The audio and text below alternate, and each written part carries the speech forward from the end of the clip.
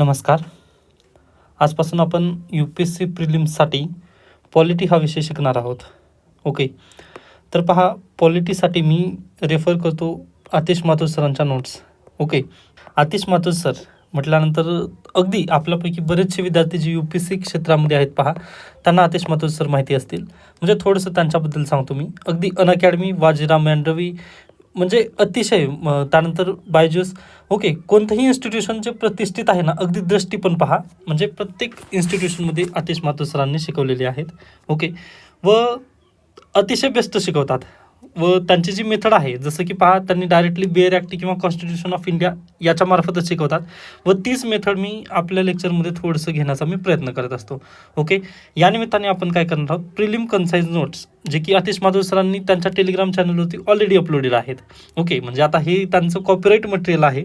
सर्वस्व जे काही आहे हे त्याचं ह्या ज्या नोट्स आहेत ना, याचं सर्व क्रेडिट आतिश माथुर सरांना आहे. फक्त त्यांच्या नोट्स मराठी माध्यमातून नाही आहेत. व पहा, बल्की पुस्तक आहे एम लक्ष्मीकांत, आणि एम लक्ष्मीकांतच्या पुस्तकामध्ये पण काही भरपूर चुका आहेत. ओके. जसं की कालच्या किंवा परवा दिवशीच्या लेक्चरमध्ये आपण ते पाहिलेलं होतं, बरोबर. मग त्यानिमित्ताने मी विचार केला की डायरेक्टली आतिश माथुर सरांच्या नोट्सलाच आपण काय करूयात, व्हिडिओज फॉर्ममध्ये घेऊन मराठी माध्यमातून तुम्हाला प्रिलिमसाठी तयारी करून घेण्याचा मी प्रयत्न करणार आहे.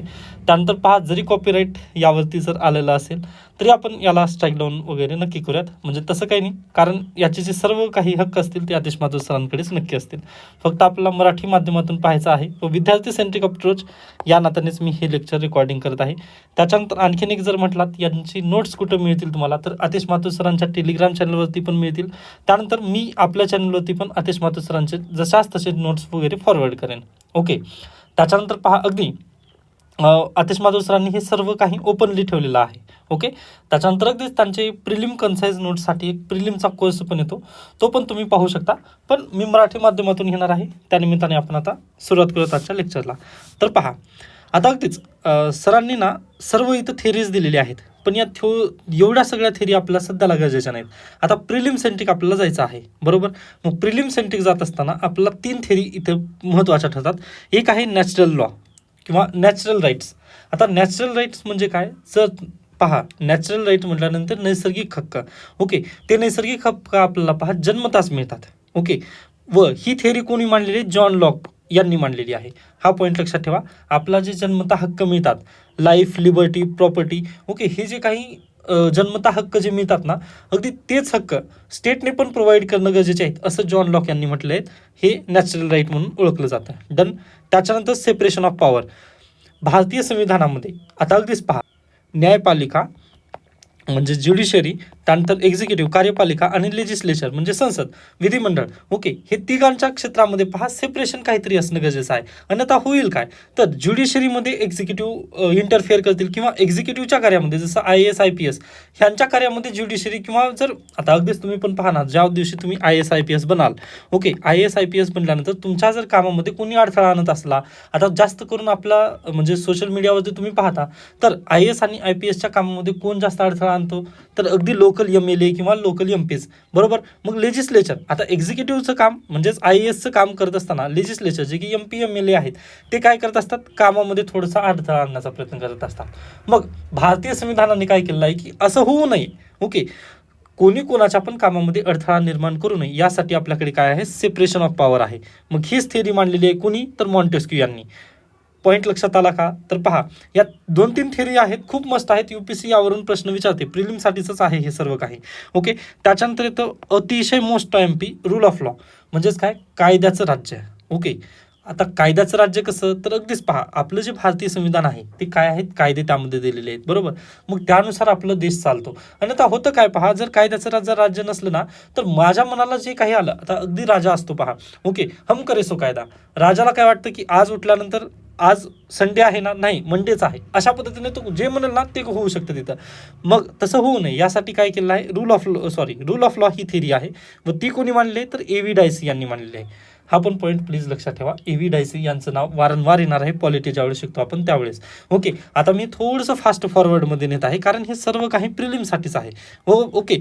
व पहा, इथे भरपूर थेरीज आहेत, पण हे वेळोवेळी जसं जसं आपला उपयोग पडेल ना तसं तसं मी घेईन.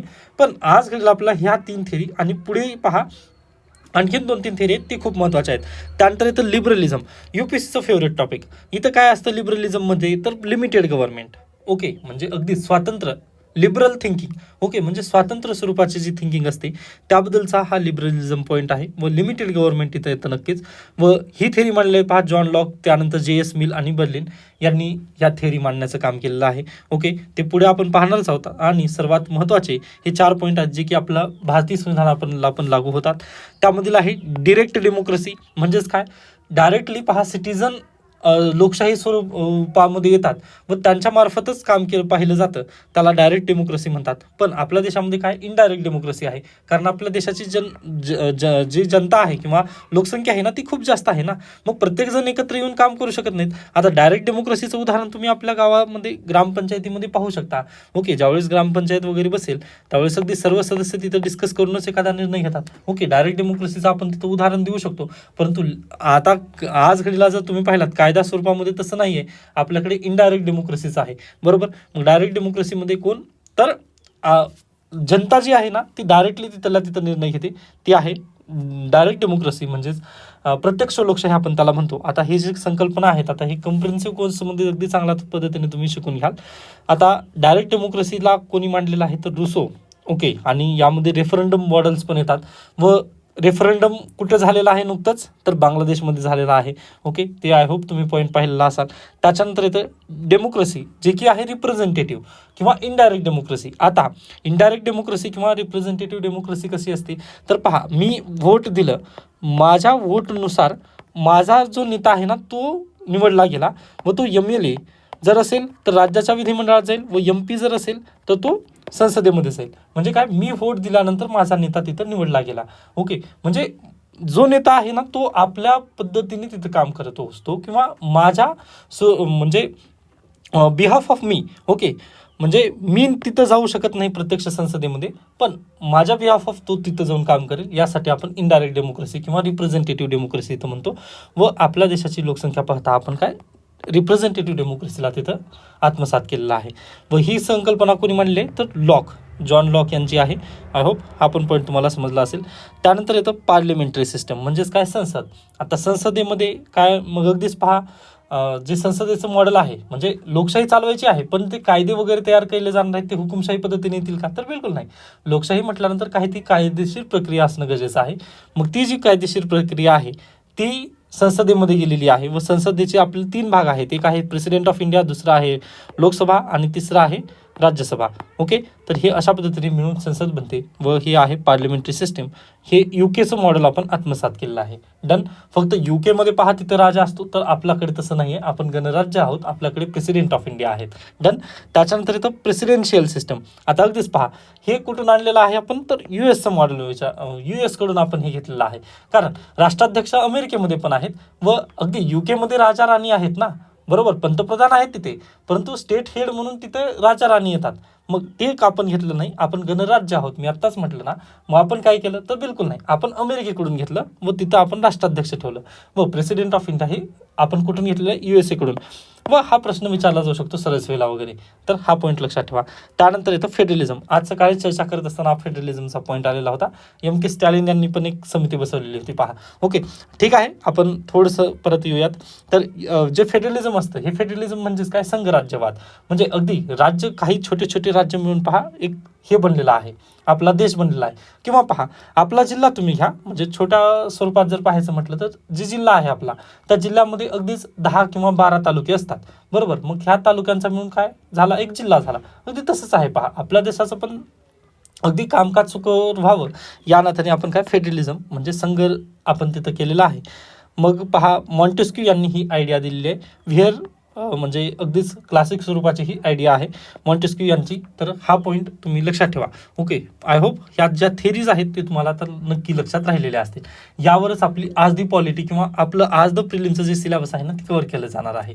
ओके, जर तुम्हाला हे समजलं नसेल ना तर वारंवार तुम्ही हे वाचू शकता किंवा जे नोट्स तुम्हाला मिळणार आहेत, ओके, त्या नोट्समधून पण तुम्ही हे परत एकदा वाचून घेऊ शकता. म्हणजे एकदा समजलं ना, काही जास्त नाही आहे. किंवा जरी समजलं नसेल तर आपण पुढे जसं जसं जाऊ ना तसं तुम्हाला हे समजणारच आहे. ओके, थोडंसं पहा मी फास्ट फॉरवर्डमध्ये बोलतो, म्हणजे अगदीच खूप फास्टमध्ये बोलतो, सॉरी फॉर दॅट. पण तुम्ही यामध्ये काय करू शकता पहा, माझे जेव्हा लेक्चर तुम्ही करणार आहात ना त्यावेळेस यूट्यूबमध्ये सेटिंग करून ना ते स्पीड माझी कमी करू शकता. अगदीच 0.75 वगैरे तुम्ही पाहू शकता. त्यानंतर आता नेक्स्ट टॉपिककडे जाऊयात आपण. पहिलं टॉपिक आहे पहा, रूल ऑफ लॉ आणि कॉन्स्टिट्युशनॅलिझम. ओके, अतिशय जास्त प्रश्न यावरून येतात, त्यामुळे प्लीज. तर पहा, रूल ऑफ लॉ आणि कॉन्स्टिट्युशनलिझम. मग आता पहिला आपण पॉईंट पाहिलेला आहे, रूल ऑफ लॉ याची थेरी कोणी मांडलेली आहे, तर अगदीच आत्ताच पाहिला होता पहा, A.V. डायसी. ओके, तर हे नाव तुम्ही लक्षात ठेवा, A.V. डायसी. हां, तर पहा, rule of law A.V. Dicey यांची थेरी आहे. मग रूल ऑफ लॉ आला, कायद्यांचं राज्य आहे. आपल्या देशात कसं आहे, कायद्यांचंच राज्य आहे का? यस, बरोबर. मग कायद्यांच्या राज्यासाठी काही रिपोर्ट आहेत का, तर पहा, पहिली रिपोर्ट आहे किंवा अगदीच वर्ल्ड जस्टिस प्रोजेक्ट यांच्या अंतर्गत एक रिपोर्ट पब्लिश केली जाते. त्याचं नाव आहे रूल ऑफ लॉ इंडेक्स. व रूल ऑफ लॉ इंडेक्स 2025 यानुसार 143 देशांपैकी भारत देशाचा क्रमांक कितवा आहे, तर 86वा क्रमांक आहे. पॉईंट लक्षात ठेवा, UPSC प्रिलिमसाठी पण महत्त्वाचा आहे आणि मेनसाठी पण हा पॉईंट अगदीच महत्त्वाचा आहे. ही आकडेवारी तुमच्यासाठी खूप मस्त आहे पहा, डायरेक्टली तुम्ही लिहू शकता. ओके, आता world justice project rule of law index कोणत्या बेसिसवर बनवतं, तर 8 पॅरामीटर इथं देण्यात आलेले आहेत. पहिलं पॅरामीटर आहे पहा, कन्स्ट्रेंट ऑन गव्हर्नमेंट पॉवर, म्हणजे गव्हर्नमेंटच्या पॉवर किती आहेत किंवा त्यांच्या मर्यादा किती आहेत यावर हे ठरवलं जातं. दुसरं आहे ॲब्सेन्स ऑफ करप्शन. आता आपल्या देशामध्ये करप्शन आहे किंवा नाही, पण ॲब्सेन्स ऑफ करप्शन जर असेल तर आपली रँक तिथं सुधारून नक्की येईल. त्यानंतर आहे ओपन गव्हर्नमेंट. ओके, म्हणजे अगदीच राईट टू इन्फॉर्मेशन यानुसार पण काय पहा, जेवढं ट्रान्सपरन्सी जेवढी जास्त गव्हर्नमेंटमध्ये असेल ना तेवढं रूल ऑफ लॉ तिथं चांगल्या पद्धतीने काम करतं, असं त्यांना म्हणायचं आहे. त्यानंतर चौथं पिलर आहे पहा, फंडामेंटल राईट्स.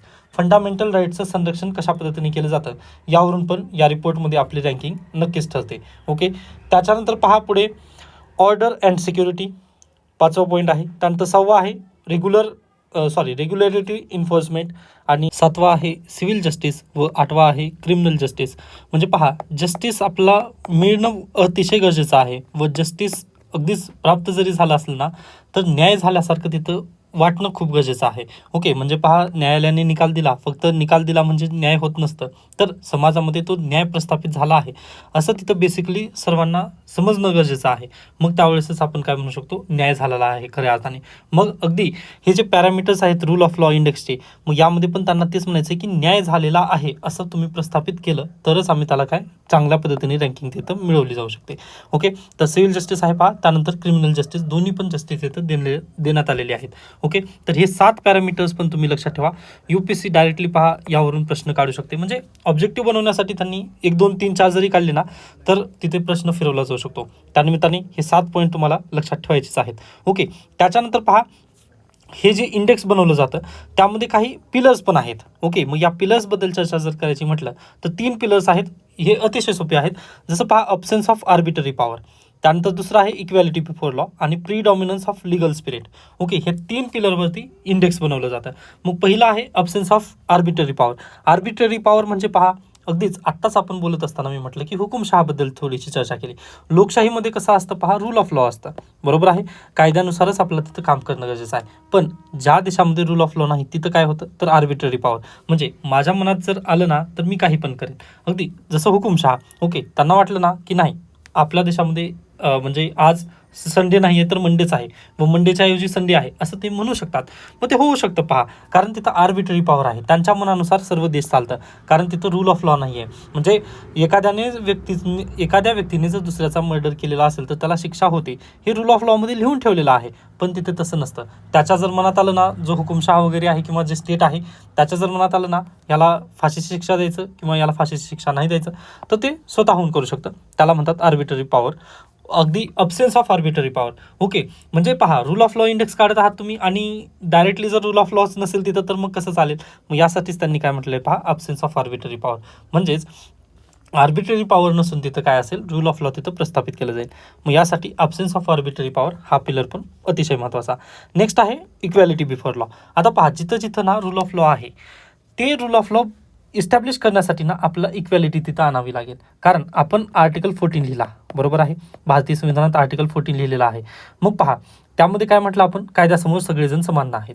पण जर तिथं कायद्यासमोर जर समान नसते तर काय होतं पहा, आर्टिकल 14 मध्येच अगदीच पहा 10-15 तिथं आर्टिकल द्यावे लागतं की अगदी या विशिष्ट जमातीचा किंवा या विशिष्ट जातीचा जो व्यक्ती असेल तो आमच्यासाठी खूप प्रतिष्ठित असेल. व दुसरा पॉईंट असेल पहा की हा ज्या जमातीचा व्यक्ती किंवा ह्या जातीचा व्यक्ती जो आहे तो खालच्या दर्जाचा आम्ही गणलं जाऊ.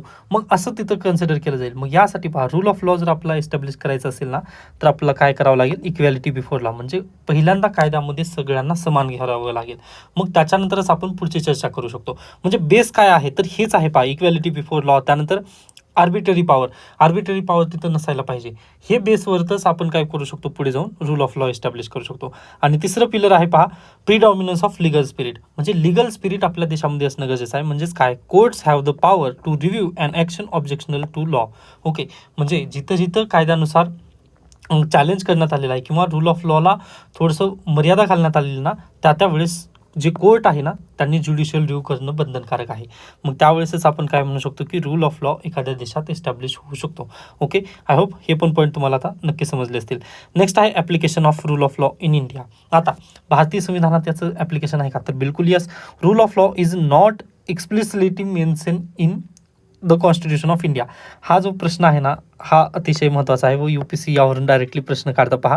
कारण आता तुम्ही पण ट्रिक्सचे वगैरे व्हिडिओ पाहिला असाल पहा यूट्यूबवरती, तिथे म्हटलं जातं की जिथं जिथेच कॉन्स्टिट्यूशन एक्सप्लिसिटली मेन्शन आहे ना ते प्रश्न किंवा ते जी वर्डिंग असतं ते चुकीचं असतं. अगदी तसंच आहे पहा, आपल्या भारतीय संविधानामध्ये ॲप्लिकेशन दिलेलं आहे, त्याचं मेन्शन दिलेलं नाही आहे की rule of law is not explicitly mention in the constitution of India but is reflected in many of our constitution provisions and our constitutional principles relating to. आता पहा, आपल्या भारतीय संविधानामध्ये कुठं रूल ऑफ लॉ आपल्याला दिसतं, तर अगदीच रिटन कॉन्स्टिट्यूशनमध्ये आहे, त्यानंतर फंडामेंटल राईट्समध्ये आहे, प्रोसिजर इस्टॅब्लिश्ड बाय लॉ आणि ड्यू प्रोसेस ऑफ लॉ, त्यानंतर आहे principle of natural justice, democracy and universal adult suffrage, त्यानंतर judicial independence, judicial review, separation of power आणि फेडरलिझम. हे जे 4 पॉईंट आहेत ना, एवढे प्लीज लक्षात ठेवा. हे डायरेक्टली तुमचे मेन्समध्ये लिहू शकाल तुम्ही. ओके, हा प्रिलिमचा पार्ट नाही आहे. प्रिलिममध्ये तुम्ही तिथं मॅनेज करू शकाल, कारण रूल ऑफ लॉ जर तुम्हाला समजला असेल ना तर तुम्ही मॅनेज कराल. पण हे मेन्समध्ये तुम्ही या पॉईंटवरच्या आधारे उत्तर लिहू शकता. डन. त्याच्यानंतर येतं वेळोवेळी सुप्रीम कोर्टाने पण आपल्याला काय म्हटलं आहे, रूल ऑफ लॉ जे आहे ते आपल्या बेसिक स्ट्रक्चरचा भाग आहे. जसं सकाळीच आपण पाहिलेलं आहे, म्हणजे सकाळी म्हटल्यानंतर करंट अफेअर्सचे लेक्चर तुम्ही लक्षात घ्या. ओके, तर करंट अफेअर्सच्या लेक्चरमध्ये आपण काय पाहिलेलं होतं की लास्ट इयरला म्हणजे आय थिंक 2024च्या प्रिलिमला त्यांनी एक बेसिक स्ट्रक्चरची केस विचारली होती, बरोबर. 1994 मी इयर पण सांगितलेला आहे पहा. अगदी तशाच पद्धतीने प्रश्न परीक्षेला UPSC असू द्या किंवा MPSC पण असा प्रश्न विचारू शकते की रूल ऑफ लॉ जे आहे ते भारतीय संविधान किंवा अगदी आपलं जे बेसिक स्ट्रक्चर आहे, basic structure doctrines of constitution of India, त्याचं आहे का नाही, असा जर प्रश्न आला तर अगदीच तुम्ही यस म्हणावं लागेल. कारण रूल ऑफ लॉ हे बेसिक स्ट्रक्चर आहे आपल्या देशाचं किंवा भारतीय संविधानाचं बेसिक स्ट्रक्चरमध्ये त्याला सुप्रीम कोर्टाने कन्सिडर केलेलं आहे. ओके, आय होप हा पण पॉईंट आता तुम्हाला समजला आहे. त्याच्यानंतर आपण पुढे जाऊयात. आता पहा, अगदी इथपर्यंत समजलं असेल तर नक्कीच थोडंसं पेन चेंज करूयात आपण. डन. तर पहा, आपल्या भारत देशामध्ये काय आहे, डेमोक्रेसी आहे, म्हणजे लोकशाही. लोकशाहीची जर तुम्ही पुन्हा पिलर्स पाहिलात तर procedure established by law. Okay, कायद्यानुसार जी प्रक्रिया दिलेली आहे ना ती आपल्या देशामध्ये प्रस्थापित असेल. त्यानंतर रूल ऑफ लॉ आहे का, तर बिलकुल येस, कारण डेमोक्रेसी आहे, मग आपल्या कायद्याने प्रस्थापित केलेली प्रक्रिया आहे. त्यानंतर कायद्याचं राज्य आहे आपल्या देशामध्ये आणि ड्यू प्रोसेस ऑफ लॉ आहे, बरोबर. म्हणजे कायद्यांनी आपला देश जो आहे तो चालत असतो, बरोबर. मग याच्या पुढे गेल्यानंतर पहा, अगदी कायद्याचं राज्य म्हटल्यानंतर आत्ताच आपण 3 पिलर शिकलेले आहेत. पहिलं पिलर काय होतं, absence of arbitrary power. Done. त्यानंतर इक्वॅलिटी बिफोर लॉ आणि प्रीडॉमिनंट लिगल स्पिरिट. हे तिन्ही पिलर तुम्हाला आय होप समजलेली आहेत. त्याच्यानंतर पुढे पहा, मग येते नेक्स्ट स्टेप आहे कॉन्स्टिट्युशनॅलिझम. ओके, व हा टॉपिक आपला आता पाहायचाच आहे. हा नेक्स्ट टॉपिक असेल आपला कॉन्स्टिट्युशनॅलिझम. मग कॉन्स्टिट्युशनॅलिझमवरून येतं पहा कॉन्स्टिट्यूशन आपलं. ओके, म्हणजे पहिल्यांदा कॉन्स्टिट्यूशन येत नाही तर त्याचा पहिल्यांदा येतं कॉन्स्टिट्युशनॅलिझम. कॉन्स्टिट्युशनॅलिझम काय आहे मग बेसिकली, तर ही कन्सेप्ट आहे पहा. कॉन्स्टिट्युशनॅलिझम जर कधी विचारण्यात आलं प्रश्न परीक्षेला तर constitutionalism is a concept. Okay, इथं डेफिनेशन पण दिली आहे पहा, is a legal concept that seeks to limit the powers of the government. Okay, आता पहा इथं पण पॉईंट काय आला आहे, आर्बिटरी पॉवर. ओके, एखाद्या राज्याला जर तुम्ही आर्बिटरी म्हणजे त्याला म्हणेल तसं किंवा वाटेल तसं जर एखादा राज्य जर वागत असेल तर अगदी हम करे सो कायदा त्या पद्धतीने होईल व त्याला जर अगदी म्हणजे पहा रविवारला तो सोमवार बनेल व सोमवारला तो रविवार बनेल इथपर्यंत चेंजेस केले जाऊ शकतात. मग यासाठीच त्या गव्हर्नमेंटची पॉवर म्हणजे गव्हर्नमेंटजवळ पॉवर खूप आहे. ओके, आता अगदीच तुम्ही पहा ॲस्पिरंट सिरीज पण पाहिला असाल, त्यामध्ये पण संदीप भैया हेच म्हणत असतो की पॉवर खूप म्हणजे पॉवरचे 2 यूज आहेत, एकीकडे पॉझिटिव्ह आहे व निगेटिव्ह आहे. बरोबर, अगदी तसाच पद्धतीने गव्हर्नमेंटकडे खूप पॉवर आहे, पण त्या पॉवरला लिमिट कुठेतरी करावं लागेल. त्याची जी कन्सेप्ट आहे ना लिमिट करण्याची, गव्हर्नमेंटच्या पॉवरला लिमिट करण्याची जी कन्सेप्ट आहे त्याला आपण कॉन्स्टिट्युशनॅलिझम म्हणतो. व हे कशामध्ये बांधण्यात आलेलं आहे किंवा ही कन्सेप्ट कशात ठेवलेली आहे. ओके, गव्हर्नमेंटची पॉवर इथपर्यंतच आहे, मर्यादा जिथं सांगितल्या गेलेल्या आहेत त्याला आपण काय म्हणतो, कॉन्स्टिट्यूशन म्हणतो. आय होप हे सर्व पॉईंट आता तुम्हाला समजलेलं असेल की कॉन्स्टिट्यूशन म्हणजे नेमकं काय. मग आता याचे अगदीच कॉन्स्टिट्यूशन म्हटल्यानंतर रिटन कॉन्स्टिट्यूशन आहे का, अनरिटन कॉन्स्टिट्यूशन आहे का, हे आपण पुढे नक्कीच पाहणार आहोत. त्यानंतर नेक्स्ट स्टेपकडे आपण जाऊयात. तर पहा इथे 3 प्रकारे, आता हा पण जो टॉपिक आहे ना तो मेन्ससाठी खूप विचारला जाऊ शकतो. ओके, तरी पण थोडक्यात मी सांगण्याचा प्रयत्न करेन. पहा, कॉन्स्टिट्युशनलिझम काय आहे तर कन्सेप्ट आहे. कन्सेप्ट कशा संदर्भात, ती गव्हर्नमेंटच्या पॉवर आपण लिमिट कसं करू शकतो या संदर्भातची ही काय आहे, कन्सेप्ट आहे. कॉन्स्टिट्युशनलिझम त्याला म्हणतात. त्यानंतर नेक्स्ट आहे पहा कॉन्स्टिट्युशनल लॉ. आता कॉन्स्टिट्युशनलिझम ही कन्सेप्ट तुम्हाला समजली आहे, बरोबर. मग नेक्स्ट आहे कॉन्स्टिट्युशनल लॉ. आता पहा, अगदीच जर तुम्हाला कोणत्याही गोष्टीवर बंधनं घालायची असतील किंवा मर्यादा जर टाकायच्या असतील, आता अगदी फॅमिलीमधलं उदाहरण घेऊयात आपण, की फॅमिलीमध्ये गुरुवारी ही सब्जी बनेल किंवा ही भाकरी बनेल वगैरे अशा पद्धतीने जे नियम असतील, म्हणजे एकदम बेसिक नियम, ते बनवत असताना आपण काय म्हटलं, मी आत्ताच पॉईंट काय म्हटलं, नियम म्हटलं, बरोबर आहे. मर्यादा जर कोणत्या गोष्टीला घालायची असतील किंवा काहीतरी डिसिप्लिन लावायची असेल ना तर त्याला नियम म्हणतात. अगदी तसंच आहे पहा, नियम किंवा कायदा. मग आपल्या अगदी गव्हर्नमेंट जी आहे, आपल्या सरकार जी आहेत, त्या सरकारला पण मर्यादा कुठंतरी आणायची आहेत. मग मर्यादा आणायचं म्हटल्यानंतर काय करतो आपण, नियम बनवतो किंवा कायदा बनवतो. मग त्यालाच म्हणतात कॉन्स्टिट्युशनल लॉ. बेसिकली काहीच नाही आहे, म्हणजे अगदी कॉन्स्टिट्युशनल लॉ आणि कॉन्स्टिट्यूशन ही एकच संकल्पना असल्यासारखं आहे. आता कॉन्स्टिट्यूशन म्हटल्यानंतर काय, हे जे सर्व कॉन्स्टिट्युशनल लॉज आहेत ना हे सर्व एकत्रित केले जातात व त्यालाच आपण म्हणतो कॉन्स्टिट्यूशन, बरोबर. कॉन्स्टिट्युशनलिझम ही संकल्पना आणि कॉन्स्टिट्यूशन ही संकल्पना थोडीशी तुम्हाला महत्त्वाची ठरणार आहे. डन. आय होप कॉन्स्टिट्युशनलिझम ही कन्सेप्ट आहे आणि त्याच्याच आधारावर जाऊन बसलेलं आहे भारतीय संविधान किंवा कॉन्स्टिट्यूशन. एखाद्या कोणत्याही देशाचं तुम्ही कॉन्स्टिट्यूशन तिथं म्हणू शकता. डन. आय होप मग तुम्हाला कॉन्स्टिट्युशनलिझम, कॉन्स्टिट्युशनल लॉ आणि कॉन्स्टिट्यूशन हे तिन्ही कन्सेप्ट आता समजले असतील. यूपीसीचा म्हणजे यूपीसीच्या फेवरेट आहेत हे कन्सेप्ट. कॉन्स्टिट्युशनलिझमवरती पण प्रश्न आलेले आहेत मेन्समध्ये, त्यानंतर कॉन्स्टिट्यूशनमध्ये पण प्रश्न येतात. डन. त्याच्यानंतर परत आणखीन जर डिटेलमध्ये जर जायचंच म्हटलं तर इथून काही प्रश्न बनतात का, यस. तर पहा, a constitutional government is a government whose powers are limited.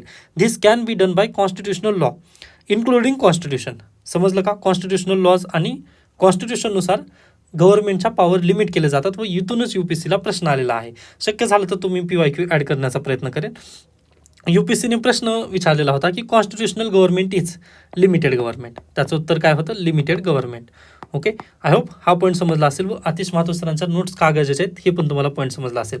कारण ह्या ज्या गोष्टी आहेत ना यम लक्ष्मीकांत सरांच्या पुस्तकामध्ये नाही आहेत किंवा रंजन कोळंबे सरांच्या पण ह्या पुस्तकामध्ये या गोष्टी नाही आहेत, ज्या की आतिश माथुर सरांच्या नोट्समध्ये ऑलरेडी इन्क्लुडेड होत्या. ओके, त्यामुळे पहा, यूपीसी प्रश्न कुठून विचारते तर या नोट्समधून विचारते. ओके, लक्ष्मीकांत अगदी मान्य आहे, ते तुम्हाला नोट्ससाठी रिव्हिजनसाठी बेटर आहे, पण त्याच्याही पेक्षा पुढे गेल्यानंतर आतिश माथुर सरांची जे नोट्स आहेत मी ती का घेतलं त्याचं नेमकं कारणच हे आहे की बा या नोट्समध्ये तुम्हाला सर्व काही मिळून जाईल. आय होप पॉईंट समजले असतील तुम्हाला की कॉन्स्टिट्युशनलिझम काय आहे. किंवा यूपीसीने पण प्रश्न पहा ना तुम्ही, म्हणजे एम लक्ष्मीकांत सरांच्या पुस्तकामध्ये नाही आहे तसं की constitutional government is limited government, ते आपल्याला इथूनच शिकावं लागतं. पहा, आय होप सर्व पॉईंट तुम्हाला आता सगळं काही क्लिअर झालं असेल की कशामुळे त्याला लिमिटेड गव्हर्नमेंट वगैरे आपण केलेलं होतं. तर अगदी कॉन्स्टिट्युशनलिझमच म्हणजे काय तर लिमिट करायचं आहे गव्हर्नमेंटला, अन्यथा त्यांच्या पॉवर खूप अमर्यादित आहेत. ओके, त्याच्यानंतर पहा, government with unlimited power can never be democratic government, therefore constitutional government are always democratic governments. Okay, हा जो स्टेटमेंट आहे तुम्ही कन्क्लुजनमध्ये मेन्समध्ये हा कन्क्लुजन तुम्ही नक्की लिहू शकता. आता अगदीच विद्यार्थ्यांना प्रश्न पडला असेल की सर मी मराठीमधून देणार आहे, मग पहा आपण याला ट्रान्सलेट करण्याचं काम करूयात किंवा काहीतरी म्हणजे एक सोपा मार्ग आपण याबद्दल पण पाहूयात. ओके, पण तुम्हाला हे जे मी पॉईंट सांगतोय ना ते प्लीज तुम्ही लक्षात ठेवा, कारण मराठी माध्यमाच्या कोणत्याही पुस्तकामध्ये हे भेटलेले नाही आहेत. पहा माझा अनुभव नक्कीच आहे, मी सगळ्या इन्स्टिट्यूशनची वगैरे कॉपी तिथं पाहत असतो, त्यानंतर त्यांचे प्रश्न पाहत असतो. ओके, किंवा एक दीर्घकालीन अनुभव नक्कीच आहे ते. मग हे जर पाहिल्यानंतर ना खरंच म्हणजे आपले ॲन्सर वगैरे म्हणजे खूप काय म्हणू शकता एक वेगळ्या मार्गाने जात आहोत. UPSC आणि MPSCच्या सिलेबसनुसार जर जायचं म्हटलं तर आपला हे प्रश्न किंवा हे ॲन्सर तिथं एक्सपेक्टेड आहे. ओके, म्हणजे हे जर वाचल्यानंतर पहा ना तुम्ही किती भारी वाटतं किंवा यस या विद्यार्थ्याने अभ्यास केलेला आहे. ओके, तर अशा पद्धतीने आहे. त्याच्यानंतर पुढे चला, कॉन्स्टिट्युशनल लॉ पण आपण आत्ताच पाहिलेला आहे की एक लॉ असतं किंवा अगदीच पहा कायदा तिथं बनवला जातो. मग इथं पण तेच म्हणण्याचा प्रयत्न केला आहे पहा की branch of law dealing with sources of law that determines the structure and or limitations of the government. Sources include पहा लेजिस्लेशनमध्ये कॉन्स्टिट्यूशन आपलं 1950लाच बनलेलं आहे. त्यानंतर अगदीच पहा प्रेसिडेंट आणि व्हाईस प्रेसिडेंटचे इलेक्शन कोणामार्फत होतात तर 1952च्या रिप्रेझेंटेशन्स ऑफ पीपल ॲक्टनुसार होतात. ओके, अशा पद्धतीचे जे कायदे केलेले आहेत ते. त्यानंतर ज्युडिशियल प्रेसिडेंट हे केशवानंद भारती जे जजमेंट आलं त्यामधून आलेलं आहे. त्यानंतर कस्टम आणि कन्व्हेन्शन, आता पहा सुप्रीम कोर्टाने स्वतःहून ते काही कस्टम्स वगैरे तिथं घेतलेले आहेत.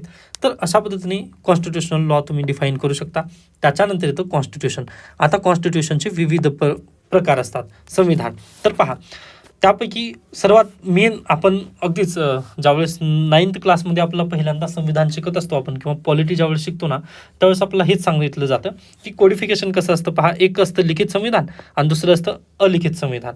मग अगदीच लिखित संविधानामध्ये कोण कोण येतात तर इंडिया, US, कॅनडा हे आहेत व अनरिटनमध्ये म्हणजे अलिखितमध्ये कोण आहे UK आहे. आता UKचं अलिखित संविधान कसं आहे मग ते, तर पहा त्यांचे जे कायदे आहेत ना ते एकत्रित नाहीत तर ते अलग अलग अलग अलग करून ठेवलेले आहेत. ओके, आता पहा ना तुम्ही आपल्याजवळ बुक आहे किंवा तुम्ही तुमच्याजवळ नोट्स ठेवलेले आहेत. मग प्रत्येक पानावर एक एक पान तुम्ही कुठं पण ठेवलेले आहेत.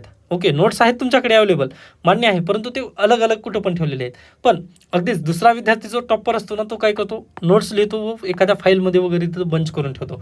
मग ते म्हणतात लिखित कॉन्स्टिट्यूशन व दुसरं असतं अलिखित कॉन्स्टिट्यूशन. हेच आहे, बाकी दुसरं काहीच डिफरन्स नाही आहे, थोडक्यात समजायचं जर म्हटलं तर. डन. कोडिफिकेशन तुम्हाला आता समजलं असेल.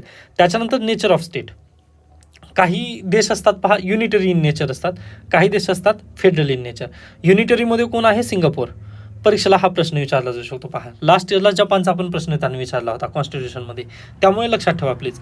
तर पहा सिंगापूर हे युनिटरी आहे पण फेडरलमध्ये अगदीच आता त्यामध्ये पण दोन प्रकार आहेत. एक आहे US कसं आहे पहा, त्यांनी राज्य एकत्र त्यांच्याकडे राज्याकडे जास्त पॉवर आहे, पण आपल्या देशामध्ये कुणाकडे जास्त पॉवर आहे, केंद्राकडे. बरोबर, मग केंद्राकडे पॉवर असणारं कोणतं आहे, इंडिया, आणि राज्याकडे जास्त पॉवर असणारं कोण आहे, USA. डन, एवढंच फरक आहे. व USAचा हा जो प्रश्न आहे ना आय थिंक CDS 2020-22च्या दरम्यान आलेला हा प्रश्न होता. CDS UPSC CDSमध्ये हा प्रश्न आलेला होता.